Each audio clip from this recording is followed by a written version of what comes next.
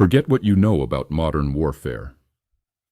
In the shadow of a simmering conflict, a new kind of arsenal is emerging, silent and devastating. From the depths of the Arabian Sea to the farthest reaches of intercontinental airspace, the tools of conflict are undergoing a profound transformation.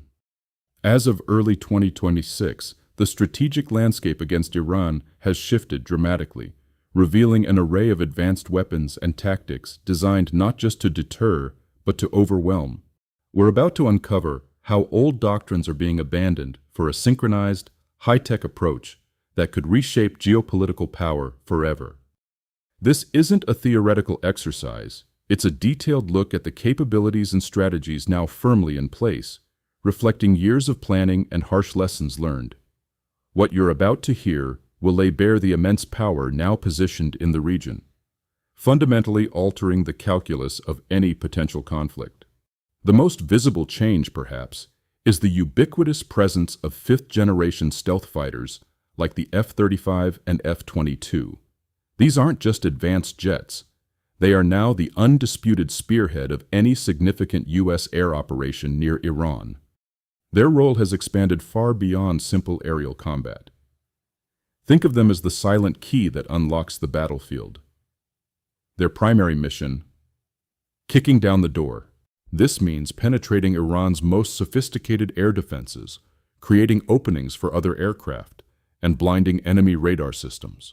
But it doesn't stop there. These stealth marvels also provide an unparalleled umbrella of high-end air superiority, safeguarding invaluable assets like carrier groups and regional bases from any aerial threat. They are the guardians of the sky, ensuring that other operations can proceed unhindered, an invisible shield, allowing devastating strikes to be delivered with precision. Their integration is so deep that they're no longer just an option. They're central, foundational to the entire operational strategy. Below the silent skies, the sea itself pulses with an unprecedented display of power. The deployment of multiple carrier strike groups, like the USS Abraham Lincoln and the USS Gerald R. Ford, has transformed the Arabian Sea and Gulf of Oman into a staging ground of immense firepower. This isn't just about showing the flag, it's about concentrated, overwhelming force. Each carrier brings dozens of strike aircraft, a flying arsenal ready to launch at a moment's notice. But it's not just the air wings. These groups are escorted by Tomahawk-capable destroyers and cruisers, vessels bristling with hundreds of long-range sea-launched cruise missiles. This means that, unlike previous flare-ups, the U.S. and its allies can now unleash coordinated salvos of cruise missiles, a scale of massed firepower rarely, if ever, seen in this region. These aren't random shots. They are precision-guided, aimed at critical Iranian air defense sites, key IRGC facilities, and sensitive nuclear-related infrastructure. The sheer volume and synchronized delivery mean that Iran's defenses would be facing a challenge unlike anything they've encountered before, designed to saturate and overcome any resistance. Of course, offense is only one side of the coin. To protect the tens of thousands of U.S. troops and the numerous Allied bases scattered across the Gulf and Jordan, a virtually impenetrable shield has been erected. The U.S. has surged its most advanced air and missile defense systems into the region. We're talking about Patriot systems, designed to intercept tactical ballistic missiles, cruise missiles, and advanced aircraft. We're talking about THAAD, the Terminal High Altitude Area Defense, specifically engineered to take down short, medium, and intermediate-range ballistic missiles in their final phase of flight. And then there are the Aegis BMD-equipped ships, naval platforms capable of ballistic missile defense, patrolling the waterways.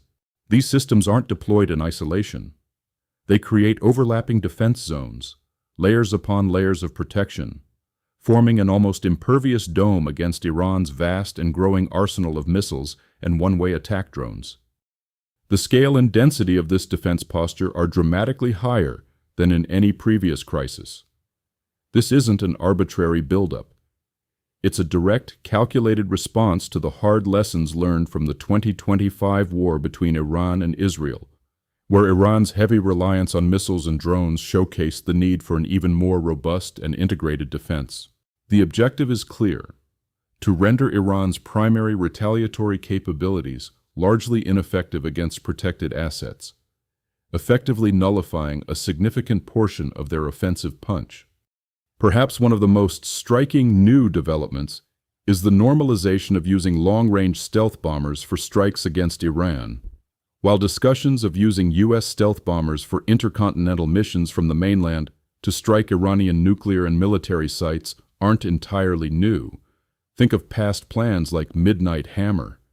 What is new is the concept itself becoming a standard rather than an emergency option. This isn't about a single, dramatic, retaliatory strike. We're talking about operations like the expanded Operation Epic Fury, where stealth bombers become a routine component of a multi-phase, weeks-long air campaign.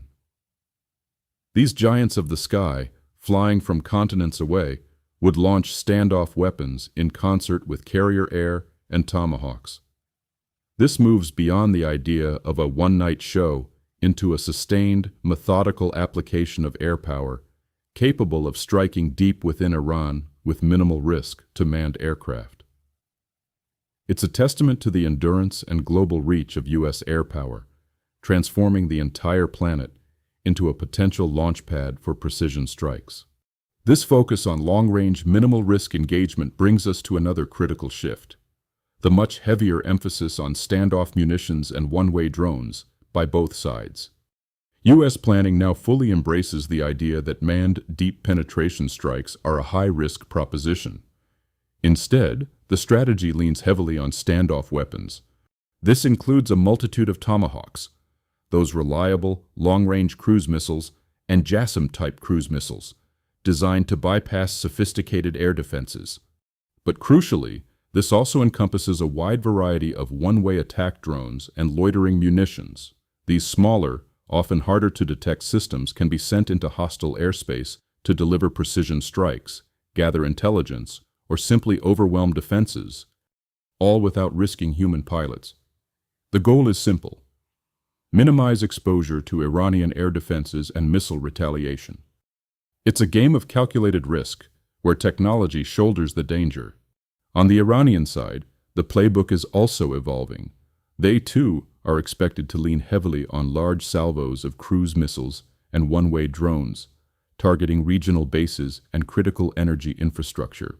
This creates a challenging symmetrical threat, where both adversaries are increasingly relying on automated long-range precision attacks, turning the skies into a complex dance of incoming and outgoing unmanned systems. The very nature of air combat is shifting from dogfights to drone swarms. Finally, and perhaps most significantly, is the deep integration of U.S.-Israeli strike architecture.